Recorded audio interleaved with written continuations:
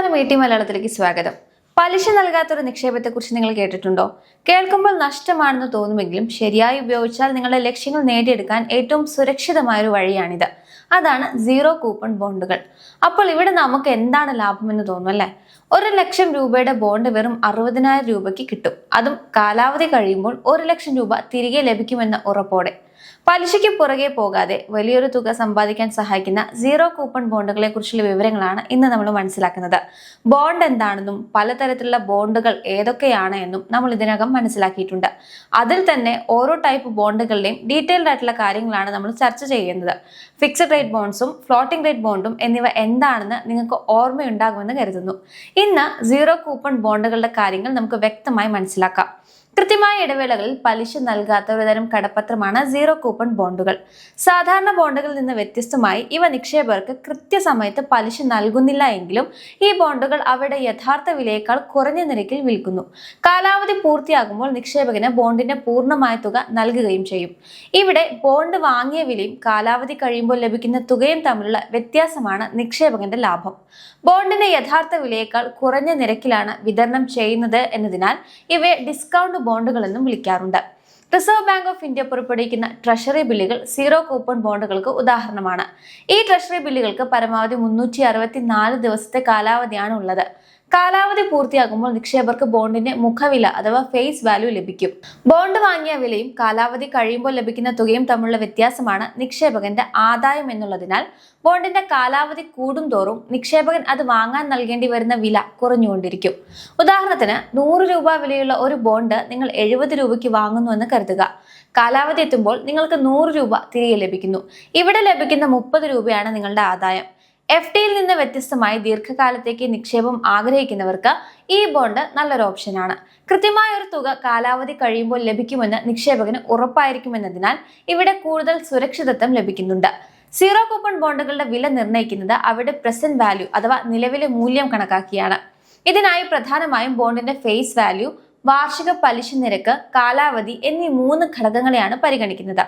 ഉദാഹരണത്തിന് 1,00,000 രൂപ face value ഉള്ള 5% പലിശ നിരക്കുള്ള 10 വർഷം കാലാവധിയുള്ള ഒരു ബോണ്ടിന്റെ ഇന്നത്തെ വില ഏകദേശം 61,391 രൂപയായിരിക്കും.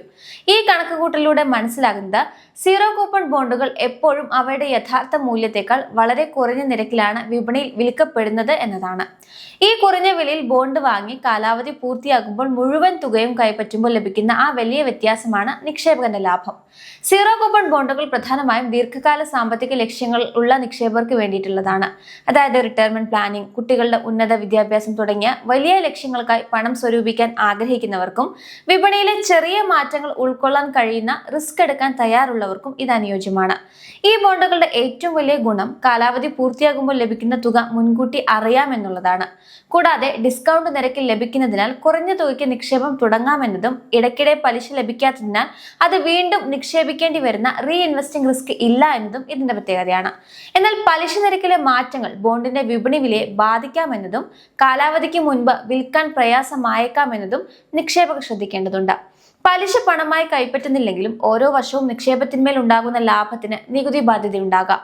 ഈ കാര്യം കൂടി പരിഗണിച്ച് വേണം ഇത്തരം ബോണ്ടുകളിൽ നിക്ഷേപം നടത്താൻ. സാമ്പത്തിക വിപണിയിലും വ്യക്തിഗത നിക്ഷേപ പോർട്ട്ഫോളിയോകളും സീറോ കൂപ്പൺ ബോണ്ടുകൾക്ക് വലിയ പ്രാധാന്യമുണ്ട്.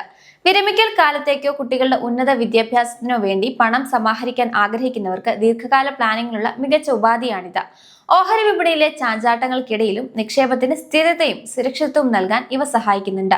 സർക്കാരുകൾക്കും വൻകിട സ്ഥാപനങ്ങൾക്കും ദീർഘകാല പദ്ധതികൾക്കായി ഫണ്ട് സമാഹരിക്കാനുള്ള ഫലപ്രദമായ മാർഗം കൂടിയാണിത്. വിപണിയിൽ പലിശ നിരക്ക് ഉയർന്നു നിൽക്കുന്ന സമയത്ത് ഇത്തരം ബോണ്ടുകൾ വാങ്ങുന്നത് നിക്ഷേപകർക്ക് കൂടുതൽ ലാഭകരമാണ്. കൂടാതെ മുനിസിപ്പൽ ബോണ്ടുകൾ പോലുള്ള ചില പ്രത്യേക സീറോ കൂപ്പൺ ബോണ്ടുകൾ നികുതി ആനുകൂല്യം വാഗ്ദാനം ചെയ്യുന്നുണ്ട്. നിക്ഷേപകന്റെ സാമ്പത്തിക ലക്ഷ്യങ്ങളെ ആശ്രയിച്ചാണ് ഇതിന്റെ പ്രയോജനം മാറുന്നത്. അതിനാൽ ലളിതമായ നിക്ഷേപ രീതിയും കുറഞ്ഞ പ്രാരംഭ ചെലവും കാലാവധിയിൽ ഉറപ്പായ ആദായവും ആഗ്രഹിക്കുന്നവർക്ക് സീറോ കൂപ്പൺ ബോണ്ടുകൾ ഒരു ഓപ്ഷനാണ്. എന്നിരുന്നാലും പലിശ നിരക്കിലെ മാറ്റങ്ങൾ ബോണ്ടിന്റെ മൂല്യത്തെ ബാധിക്കാമെന്നതും കാലാവധിക്ക് മുൻപ് പണമാക്കി മാറ്റാനുള്ള പ്രയാസവും റിസ്കുകളായി കണക്കിലെടുക്കാം. റിയൽ എക്സാമ്പിൾ നോക്കിയാൽ സീറോ കൂപ്പൺ ബോണ്ടുകൾക്ക് ഇന്ത്യൻ വിപണിയിൽ വിവിധങ്ങളായിട്ടുള്ള ഉദാഹരണങ്ങൾ കാണാൻ സാധിക്കും. JM financial products limited, Orissa metallic private limited തുടങ്ങിയ പ്രമുഖ കമ്പനികൾ തങ്ങളുടെ പ്രവർത്തനങ്ങൾക്കായി ഇത്തരത്തിൽ ഫണ്ട് ശേഖരിക്കാറുണ്ട്. കൂടാതെ അടിസ്ഥാന സൗകര്യ വികസന മേഖലയിലുള്ള ആന്ധ്രാപ്രദേശ് എക്സ്പ്രസ് വേ ലിമിറ്റഡ് പോലുള്ള സ്ഥാപനങ്ങളും ICICI ബാങ്ക് ലിമിറ്റഡിനെ പോലുള്ള വൻകിട ബാങ്കിംഗ് സ്ഥാപനങ്ങളും സീറോ കൂപ്പൺ ബോണ്ടുകൾ പുറത്തിറക്കുന്നുണ്ട്.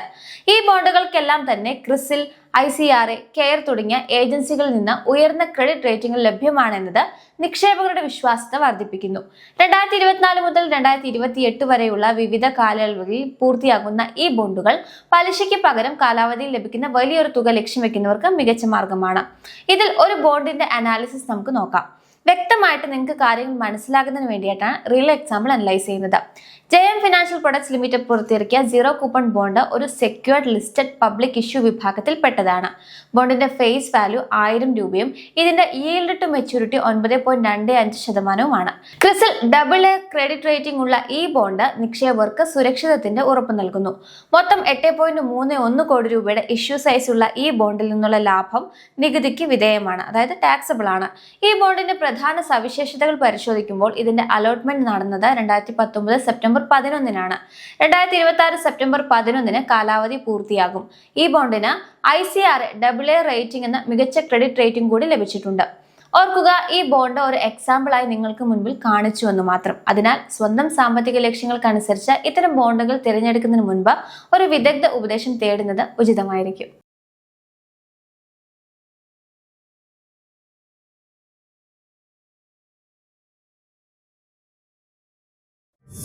Yeah.